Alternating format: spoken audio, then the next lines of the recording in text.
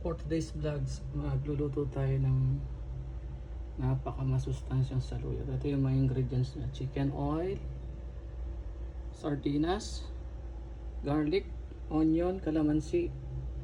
Ayan itong pansahog natin. Ligo, ligo sardines. Baka naman. Ayan, iluluto natin today.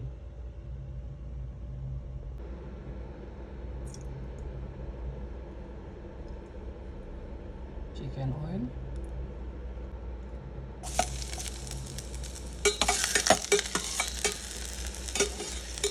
garlic,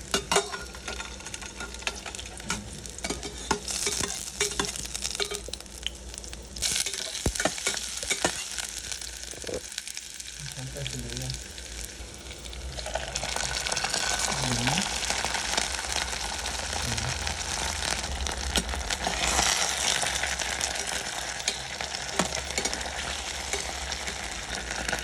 ng tubig.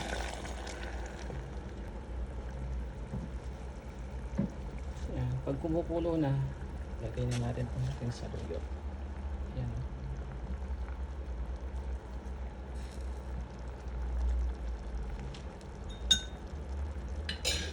Tapos lagyan natin ng calamansi juice guys para hindi gaano madulas.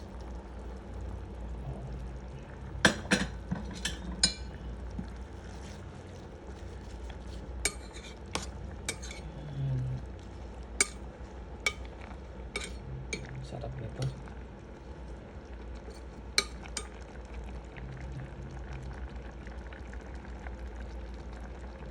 After 2 to 3 minutes luto na yan guys.